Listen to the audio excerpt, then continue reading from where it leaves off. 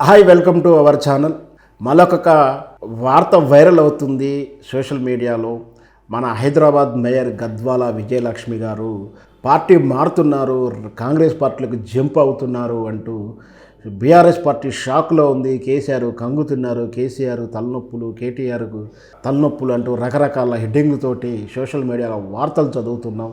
వాస్తవ పరిస్థితులు ఏంటి, అసలు ఏం జరుగుతుంది, ఈ పరిస్థితులకు కారణం ఏంటి, వీళ్ళు ఎందుకు వెళ్ళి కాంగ్రెస్ రేవంత్ రెడ్డి గారిని ముఖ్యమంత్రిని ఎందుకు కలుస్తున్నారు, ఆ కలవడం వెనకాల ఉద్దేశం ఏంటి, కలిసిన తర్వాత వచ్చే వార్తలు ఎందుకు ఈ విధంగా వస్తున్నాయి, ఇవన్నీ కూడా క్షుణ్ణంగా విశ్లేషణ చేసే ప్రయత్నం చేద్దాం.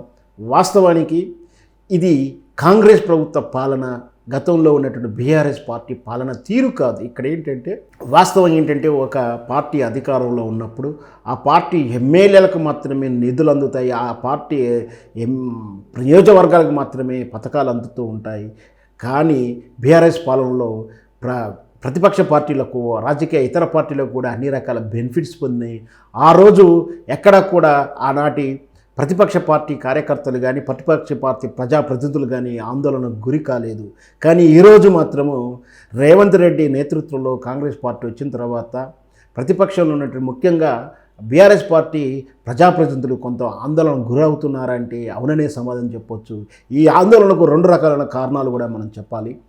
విజయలక్ష్మి గారు స్టాండింగ్ కమిటీ రివ్యూల గురించి, స్టాండింగ్ కమిటీ ఎలక్షన్ల గురించి, రాబోయేటువంటి రివ్యూ మీటింగ్ల గురించి, జనరల్ బాడీ మీటింగ్ల గురించి తను వెళ్ళి కలిశానంటూ ఆమె వ్యాఖ్యానించింది.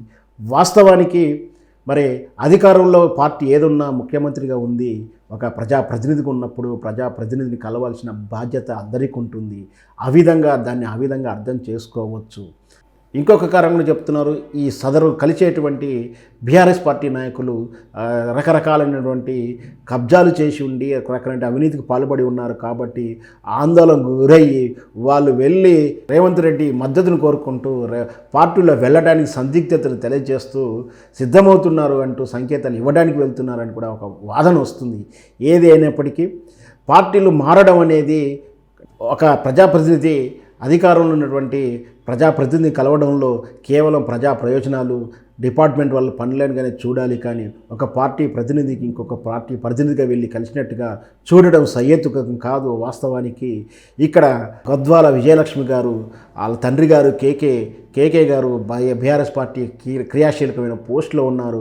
అలాంటిది బీఆర్ఎస్ పార్టీలో ఇంత కీలక స్థానం ఇచ్చి కీలకంగా పోస్ట్ ఇచ్చినటువంటి కేకే గారు కూతురికి మేయర్ని చేసినటువంటి బీఆర్ఎస్ పార్టీకి అన్యాయం చేసి పార్టీ మారుతారా?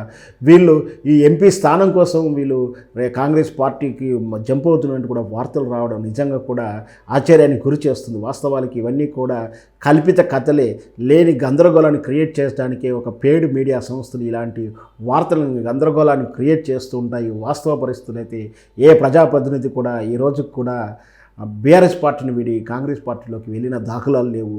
పార్టీ పదవిలో లేని వ్యక్తులు, కార్యకర్తలు, ప్రజాప్రతినిధులు వెళ్ళి ఉండవచ్చు. కానీ ఈ విధంగా ఏ నాయకుడు వెళ్ళినా, ఏ ఎమ్మెల్యే వెళ్ళి కన్నా అధికార పార్టీ ఎమ్మెల్యేను, మంత్రిను కలిస్తున్నంత మాత్రాన పార్టీలో మారే ఉద్దేశాన్ని ఎంటకట్టడం, వాళ్ళ అవినీతి అని చెప్పడం ఆ సహేతుకమైన కాదు. వాస్తవం అయితే అవినీతి గురించి చెప్పాలంటే మొదట చెప్పేది కాంగ్రెస్ పార్టీ గురించి చెప్పాలి.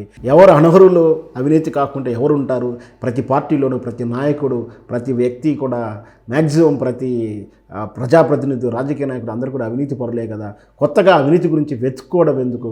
అధికారం, హోదా ఎవరికి ఉందో ఆ పార్టీ వైపు స్నేహపూర్వకంగా ఉండడము, ఆ పార్టీ వైపు చూడడం సహజమైనప్పటికీ పార్టీ సిద్ధాంతాలు, పార్టీ మీద విశ్వసతులంతా కూడా పార్టీ అంత ఈజీగా మారలు. మరి వేచి చూద్దాం రాబోయే రోజుల్లో ఎవరెవరు పార్టీ మారుతారు, ఎన్నాళ్ళు ఉంటుంది కాంగ్రెస్ ప్రభుత్వము, ఎవరి వైపు ఎటువైపు ఉంటారు ప్రజలు, ఇవన్నీ కూడా మనం రాబోయేటువంటి రోజుల్లో చూద్దాం.